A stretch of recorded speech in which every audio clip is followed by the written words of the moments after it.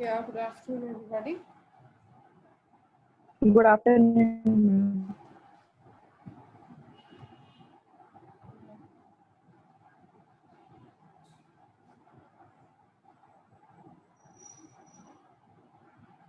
Can you see the screen? Yes, ma'am.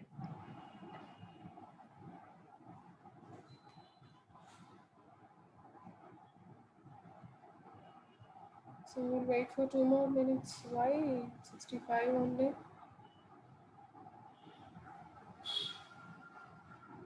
Just wait for five more minutes.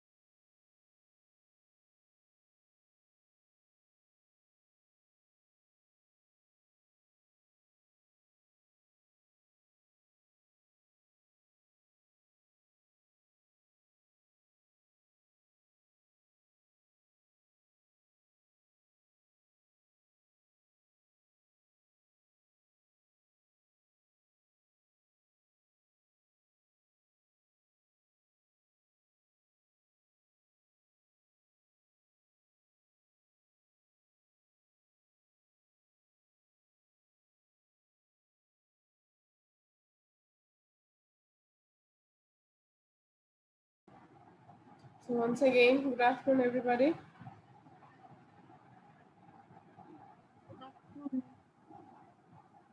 Okay, now let us start the class. So far, in the yesterday's class, we have been discussing about the performance of the computer. So already we have seen the introduction regarding the performance of the computer. So generally, how these performance have been measured. So performance, the measurement of performance is nothing but how quickly that your computer is able to execute the programs. So that is nothing but the measure of your performance of the computer. Okay. So that itself will give you what is the performance of the computer, right?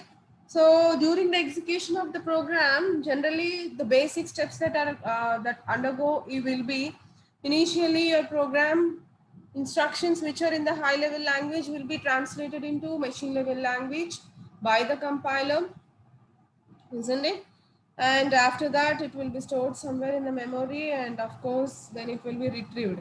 That means when you are executing the program, the speed of operation will depends upon several factors, right? So for example, let us say it will take time, there will be some time period for the translation of high level language into machine level language, isn't it? So that was done by the compiler. So that speed of operation depends upon the compiler, right?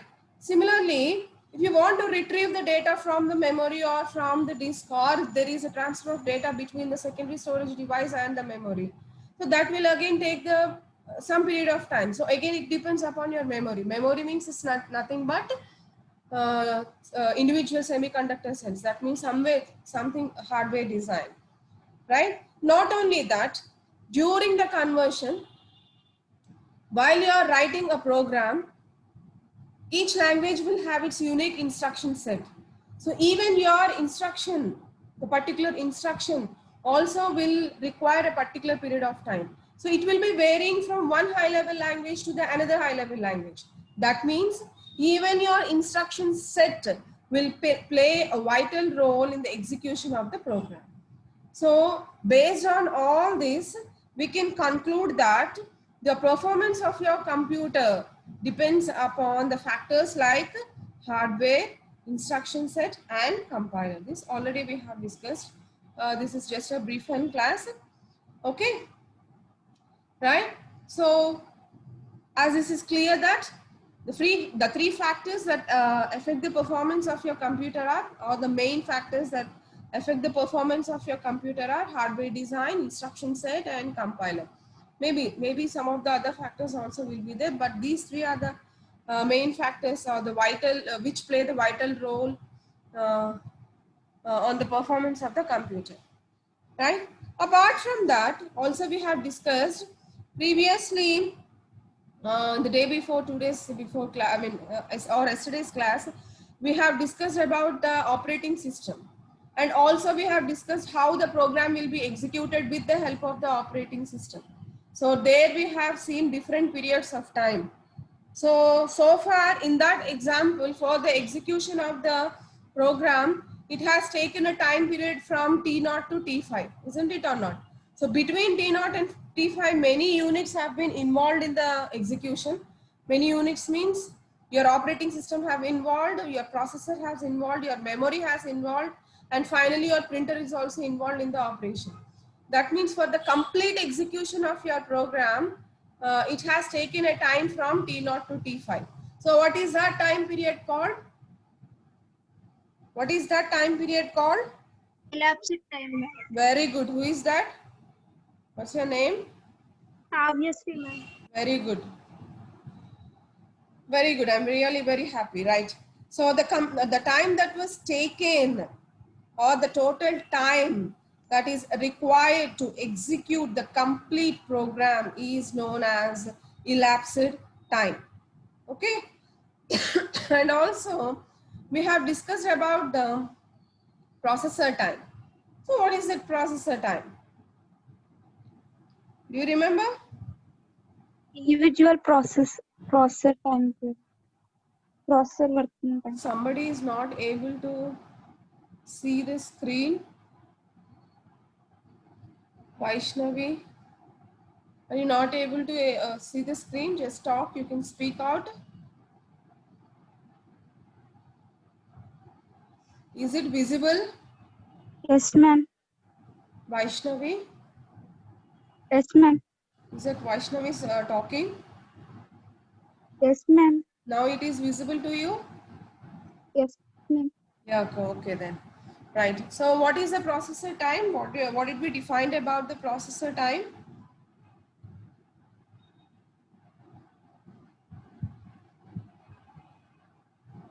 Anybody can answer? Boys doesn't speak at all.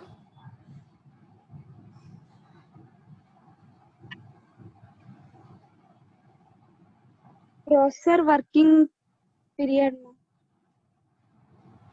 Yeah, any boys? Yes, you are correct. Anyone from boys? Narandi, boys? The time a program. The time? The time is required to The time? I couldn't hear you. Your voice have been breaking. But anyways, what's your name? portrait demand. Port Reddy. Yes, ma'am. Yeah, okay. So the processor time is defined as uh, not the complete time period for the execution of the program. It's a sum of periods where the processor works to execute the program. Okay, it's an individual period of times. So far, if you see in the yesterday's example, from T0 to T5, your processor will be working when the time periods between T1 to T2 and T3 to T4. So the sum of these two time periods will give you the processor time. So that is meant by processor time. So hope you have understood what is the difference between elapsed time and the processor time. So now let us see the what is the memory. What is the hardware that is involved in the execution of individual machine instructions? This actually, again, it's a repetition. Only thing is a new concept called cache memory will come into the scenario here, right? So as I have told you that your hardware have been playing a vital role in the execution of your program, right? And of course, the speed of which in turn it will define you the speed of operation of your system, right? So this is a small part of hardware which you can see on the screen. It's a small part of the hardware which involves in the execution of the program. So let us see what will happen over here. Right. So generally, your elapsed time will depend upon all the entire units only. As I have told you, elapsed time means the total time period that was required for the complete execution of the program. So there, it depends upon all the units. All the units means, if you refer to the previous example, there you have an operating system, memory or a secondary storage device or a processor or a printer. So your elapsed time depends upon all these units. But whereas your processor unit depends upon the hardware which was involved in the individual execution of individual machine instructions. So what your processor will be doing is it will be executing instructions individually, isn't it or not? So its time doesn't depend upon all entire units. Its time depend upon only whatever the hardware unit which was involved in the execution of your individual what do you say, like instructions. అంటే నువ్వు programme రాసిన దాంట్లో ఆ ప్రోగ్రాంలో ఉన్న ప్రతి individual ఇన్స్ట్రక్షన్కి execute చేయడానికి ఏ hardware అయితే ఇన్వాల్వ్ అవుతుందో ఆ హార్డ్వేర్ యూనిట్ మీద మాత్రమే నీ ప్రాసెసర్ టైం డిపెండ్ అయి ఉంటుంది. ఇలాప్సిడ్ టైం అట్లా కాదు. ఇలాప్సిడ్ టైం ప్రతి యూనిట్ అంటే మొత్తం కంప్లీట్ ఎగ్జిక్యూషన్లో ఎంత what do you say, whatever the units are present, what all over the units are present, on all those units, elapsed time depends. Now let us see what is the hardware that was involved uh, during, during the processor time. So that is what is given over here. So here it was given that the processor time to execute a program depends on the hardware involved in the execution of individual machine instructions. Okay, right? Now let us see what happens. This you already know. Only thing that you're seeing new is a cache memory. So you can see the two units over here. One is main memory and the other is processor along with the cache memory. So that's why we are calling this as processor cache. And of course, you know what is the purpose of bus? What is the purpose of bus? Trans Yes? different parts, ma'am. Friend? Different parts of the system, ma'am. Bus ఏం చేస్తుందండి? What is the main purpose of using bus here? Time save. Yes, tell me. Sorry. You It is a group. Yes?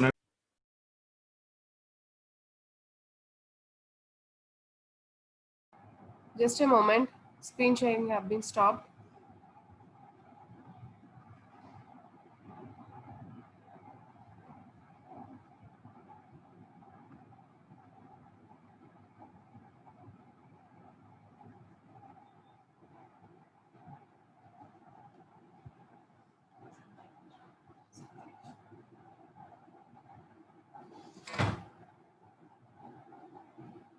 Now, can you see the screen now? yes, ma'am. Yes. So what the bus will be doing? What is the main thing? Bus and it is connecting different units. That is what it's doing, isn't it or not? It's a group of lines, a group of wires which were connecting with, which is making the connection between different units. And then I checked the bus and Yes, ma'am. voice. Yes. Yes, ma'am. Because your bus have to transfer, it's nothing but, how can I say, it's a group of line, so which acts as a connecting path between several devices, isn't it? That is what I have already told you.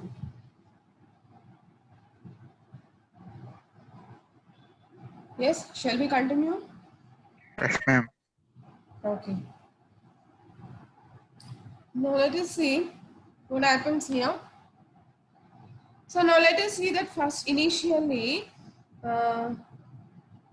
your operation, the execution of the program will start with by converting the program from high level language to the machine level language. So that is not the part of your processor time.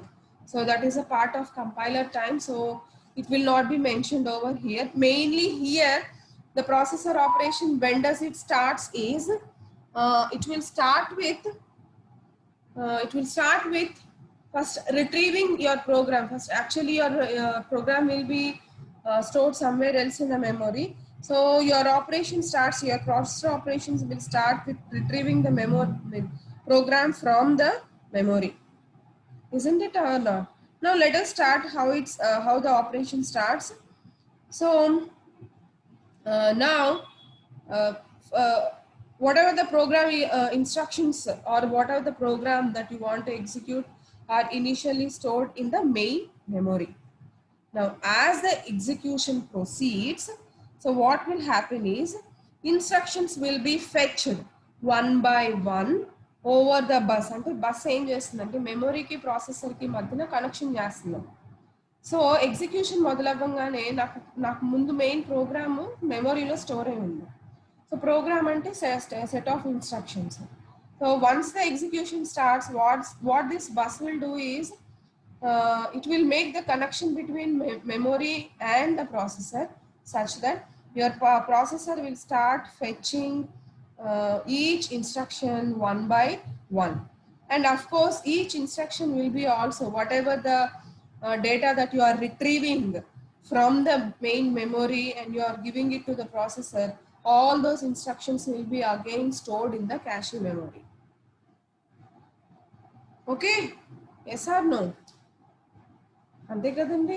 Programme execute చేయడం అంటే ఏం చేస్తాం మనం జనరల్గా, నేను C లాంగ్వేజ్లోనే రాసి లేదా micro processor తీసుకున్న ప్రోగ్రామ్ రాసేసిన తర్వాత ముందు దాన్ని స్టోర్ చేస్తాను.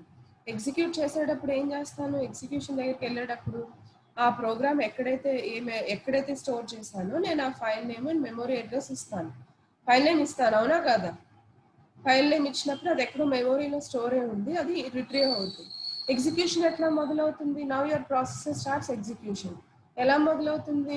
ఒక్కొక్క ఇన్స్ట్రక్షన్ ని ఎగ్జిక్యూట్ చేస్తూ వస్తుంది, అవునా కాదా? Yes, ma'am. So when that process is happening here, additional operation what that will happen is, నాకు మెయిన్ మెమొరీ నుండి ప్రోగ్రామ్ ఎగ్జిక్యూట్ అవుతూ వస్తున్నప్పుడు అవే ఇన్స్ట్రక్షన్స్ క్యాష్ మెమొరీలో కూడా స్టోర్ అయి ఉంటాయి. ఎందుకు అనేది చెప్తా, రైట్? సో ఇప్పుడు నాకు ఒక్కొక్క ఇన్స్ట్రక్షన్ ప్రాసెసర్ ఏం చేస్తుందంటే ఫెచ్ చేసి సెర్చ్ చేసి ఎగ్జిక్యూట్ చేస్తూ ఉంటుంది. క్యాష్ వల్ల ఉపయోగం ఏంటి అని అంటే, what is the use of this cash memories? Let us say sometimes in a program, if there is a loop, if there is a loop within the program, so that loop have to be executed for several number of times, isn't it or not? Already మీరు C నేర్చుకున్నారు second ఇయర్లో. ఏదైనా మనం loop ఉన్న programme రాసామంటే what will happen, that loop have to be executed to some number of times, to finite number of times, until and unless your condition have been satisfied. Yes or no?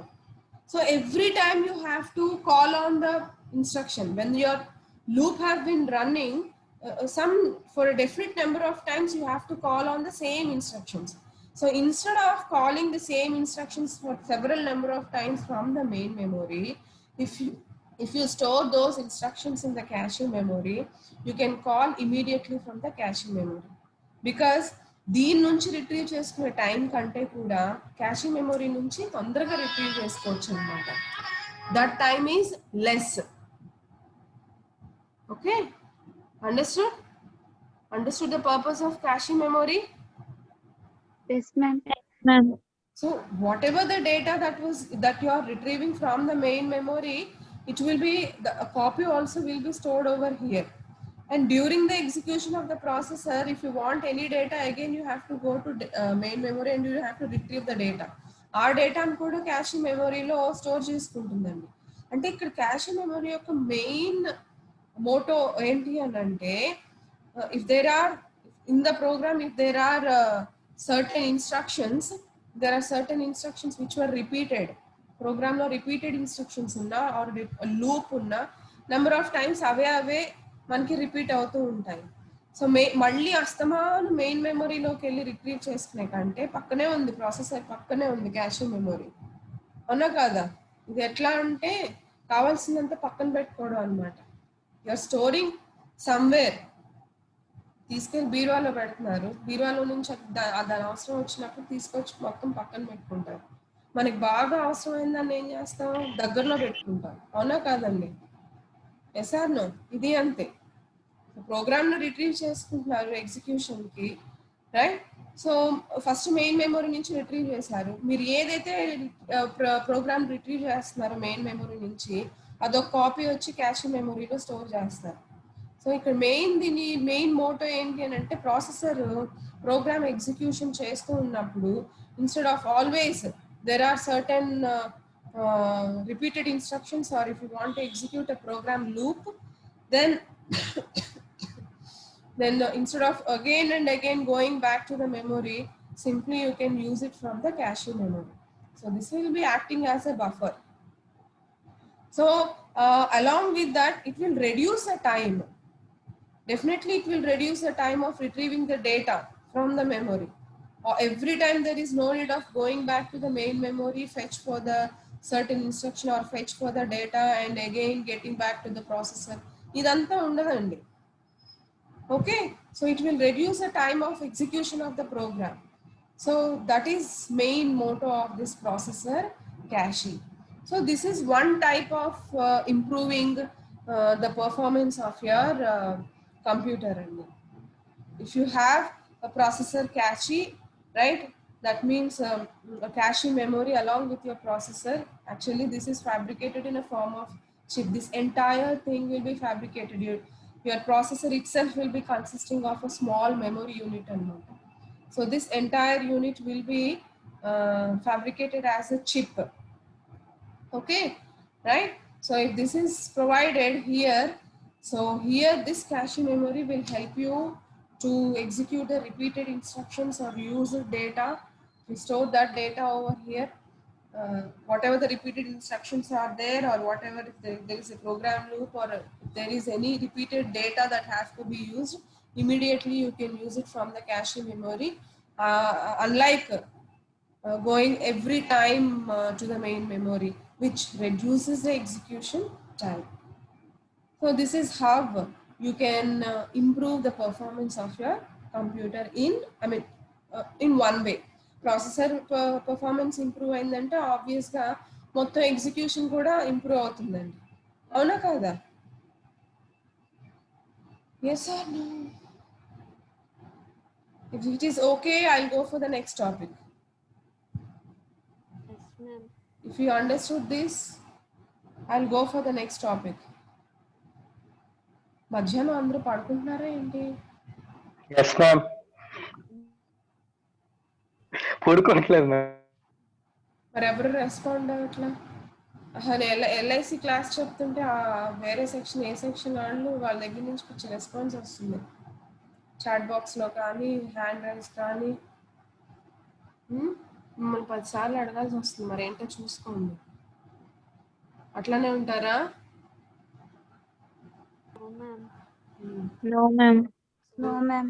Be active, be proactive a little bit, okay? So that మీకు యాక్టివ్గా ఉంటుంది, నాకు యాక్టివ్గా ఉంటుంది. Fine. Now let us go.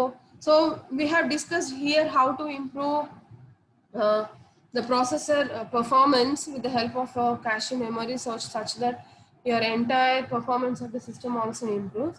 Now let us go to the next topic. Here we are going into the topic. Now we'll be discussing about some of the parameters which define the performance of your computer. Now let us see. So the next topic is so this is all about already what we have discussed. So the processor and a relatively small cache memory can be fabricated on a single integrated chip, so which improves the speed. Of course, it is also for reasonable cost, and this is a part of memory management. ఎందుకంటే memory నష్టమాను burden చేయకుండా what do you say, like it is taking some part of the burden అన్నమాట, right? Now let us see this. Let us come to the different parameters which will define you the performance of the system, right? Now the first parameter is processor clock, right? So in this processor clock, you will be going to know about clock cycle and clock rate. Now let us see what is meant by clock. How do you define a clock? So here, in case of processor clock, how you define the clock is, so all your processor circuits are controlled by a timing signal which is known as a clock. If you want, you can note down. Your processor circuits are controlled by a timing signal which is known as a clock. Now, what is a clock cycle? Is the clock clear? Have you noted it down? Yes, ma'am. Yes, ma'am. Yes, ma'am. Right. So now what is clock cycle? The clock defines some time intervals, a regular or a definite time intervals. So those are called clock cycles. So what are clock cycles? The clock defines a regular time intervals which are known as clock cycles. So this is about clock cycle. So what is this clock cycle? See, when you are executing an instruction, single instruction in a, let us say, మనం ఒకసారి చూసాం previous గా add r1 comma r2 అన్నాడు అనుకోండి. What we have discussed about it, add r1 comma r2 means what is the meaning of the single instruction. And how many steps will be involved to execute that instructions? Add r1 comma r2 means it was clear.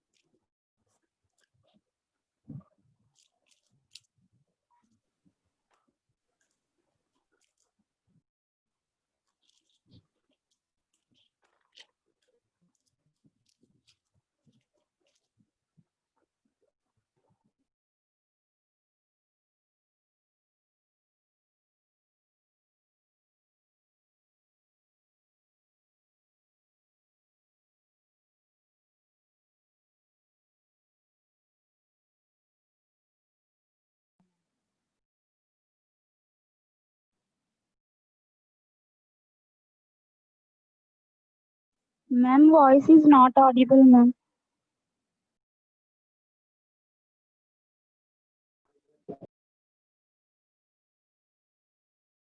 Is that, can you hear now? Yes, ma'am. Yeah. Yes, So, ma'am.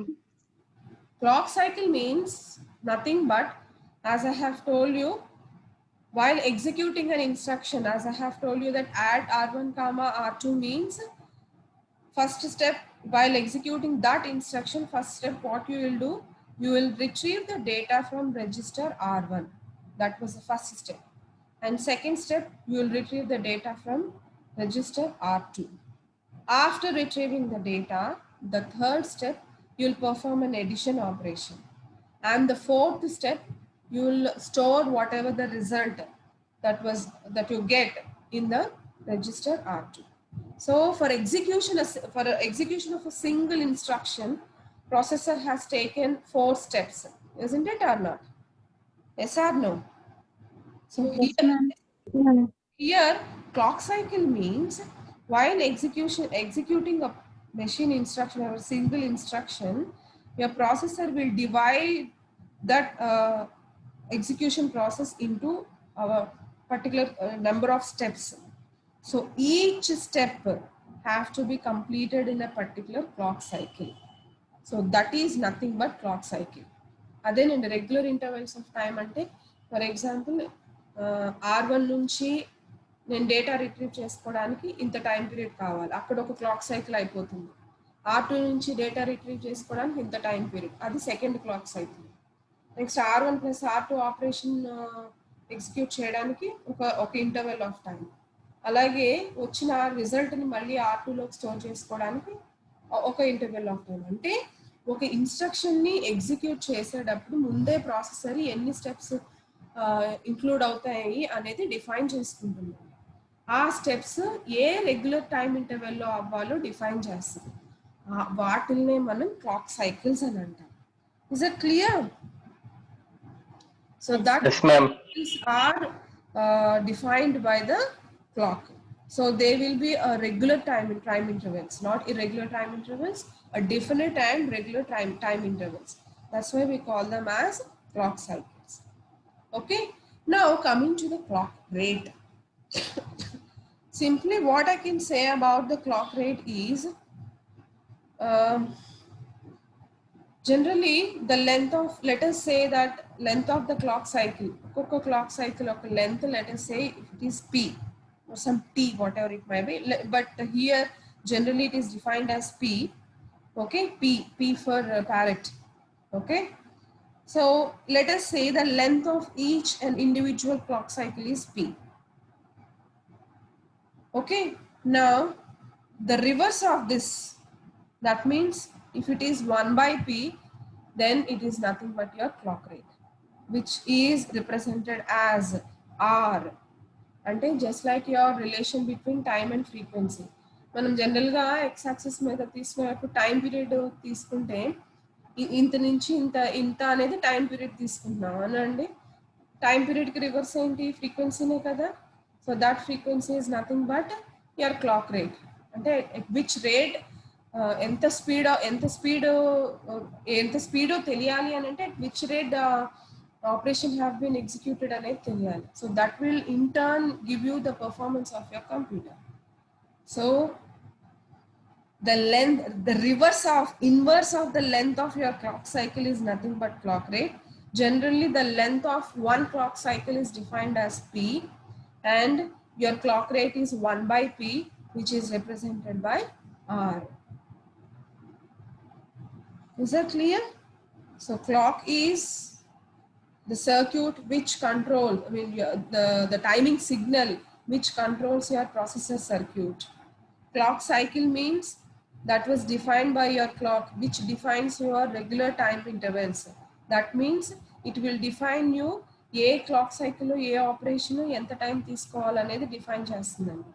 So your instruction will be executed with some basic steps within this clock cycle only. And the length of each clock cycle is represented as P, and inverse of your clock cycle is nothing but your clock rate, which is represented as R equals to 1 by P.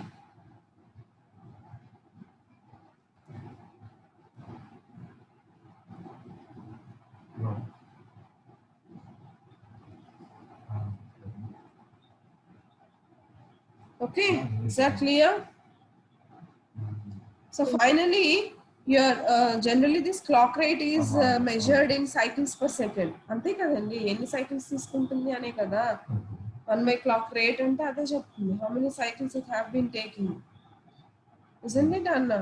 So generally this clock rate will be measured in cycles per second. Okay, so depending upon the value of your clock rate, you can define what is the performance of your computer. Let us say if it is very fast, generally clock rate అనేటప్పుడు cycles per second అంటే hertz అనేగా అర్థం. Yes or no? Yes, ma'am. Yes, ma'am. Right? So depending upon that value, you can just define what is the speed of your system. Okay, so if it is let us say if it is in megahertz, then we can say that it is very high speed. It is in giga or megahertz, we can say it's a high speed computer. If it is little bit low, depending upon your value, if it is simply in the hertz, we can say it is a slow performing computer. So this is how your processor clock will define you the performance of your computer. Hope this is clear for you, so that we'll go for the next parameter. Yes, ma'am. So far we have discussed about clock cycle and clock rate, isn't it or not? So clock is the timing signal which controls your process circuit. Clock cycle is regular time intervals of time defined by the clock, and clock rate is inverse of your clock cycle length, which is nothing but gives you the speed of your operation of your computer. Yes, shall we go to the next one? Right. Yes, ma'am. Yes, So ma'am. let us discuss about basic performance equation. So here there is a formula to define the performance of your system. So previously we have seen some parameters that define the performance of your system. So there is also a basic performance equation which basically defines you or give you how your system have been operating. So you can look it on the screen that a basic equation have been given. Now let us start. Before going to the formula, let us start. Let us say that now you have you're about to execute a program. Isn't it or not? Right? Now here, let us say, here you can see capital T. Okay, so this capital T is the processor time required to execute a program that has been prepared in the high level language. Remember, it's not a machine instruction, it is in the high level language. Ante conversion jaragaka mundara. Okay, general గా మనకి high level language నుంచి machine language లోకి convert అవుతుందండి. So initially let us define first of all what is this capital T is. It is a processor time required to execute a program that has been prepared in high level language. That means మీరు high level language లో ఏ programme అయితే రాస్తారో, ఏ instruction అయితే ఉంటుందో దాన్ని execute చేయడానికి కావాల్సిన total time period T అని అన్నారు. అంటే ఏంటి? What is this T defining you? It is nothing but is defining you how much time that was taken for complete execution of program, irrespective of your processor time, irrespective of your compiler time, whatever it might be, total time period. Okay, so that we can say this T as total time period for the execution of your program, whatever program that you have, right? And now coming to the next term, that is N. So N is nothing but number of actual machine language instructions to complete the execution. That means after your program or your system have been feeded or your processor have been feeded with the high level language instructions, compiler will convert that high level instructions into the machine language instructions, isn't it? So now N will be defining you how many instructions are there after the conversion from high level to the machine language, including loop or repeated instructions. Program రాస్తున్నప్పుడు జనరల్గా logic use చేసి loop పెట్టేస్తాం అంతే. మనకి ఫిజికల్గా చూడడానికి loop నాకు కనిపించడానికి ఒక్కసారి కనిపిస్తుందండి, ఇంటర్నల్ లూప్, అవునా కాదా? ఎగ్జిక్యూట్ అవ్వడానికి మాత్రం నాకు మెషిన్ లాంగ్వేజ్ మీద డిపెండ్ అయి ఉంటుంది. నాకు కండిషన్ సాటిస్ఫై అయ్యేంత వరకు నాకు ఆ లూప్ నాకు ఎగ్జిక్యూట్ అవుతూనే ఉంటుంది. Yes or no? So N will be defining that after conversion of high level language instructions into machine level language instructions, right? N is defining you what are the number of instructions, including the loop. అంటే ఒక్కొక్క instruction ఎన్నిసార్లు execute చేయాలి అనే దాని మీద ఎన్ని number of machine instructions ఉన్నాయి అనేది N చెప్తుంది. Okay, now coming to S. S is average number of basic steps needed to execute one machine instruction. So as I have previously told you, చిన్న instruction add R1, R2 అనేది చిన్న instruction, seems to be a single instruction, but probably it has taken 3 to 4 steps. So S is defining you how many number of basic steps will be involved to execute each machine instruction, not high level language instruction. Each machine instruction execute చేయడానికి ఎన్ని number of steps పడతాయి అని define చేసేది S అన్నమాట. Finally R is clock rate. Okay, as you know, so R is a clock rate, which is nothing but measured in terms of cycles per second. Okay, now totally your basic performance equation is defined as T. T is total time period for the execution of your high level language program, isn't it or not? Equals to N into S by R. N into S by R means N is number of machine instructions and S is number of basic steps to execute each instruction by clock rate. Will give you total time period for the execution of your actual program. So all these terms are dependent on each other, right?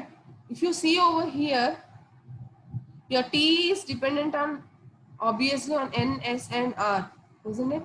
So generally your T value should be small.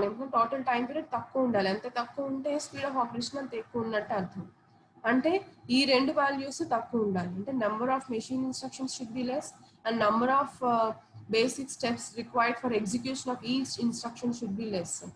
So if this is less and if your clock rate is high, obviously your t value will be less, right? And of course, all these terms will be related one to one each other. And also there are some steps required to improve your total time period t. So that we'll see in the next class. Hope the class is clear to you. Yes. Yes, ma'am. So we'll Yes, ma'am. again in the next class. Yes, ma'am. We fill up again in the next class. So I also request you today very less, only 78 participants. They just raised the hand. Is there any doubt, ma? Or did you understood?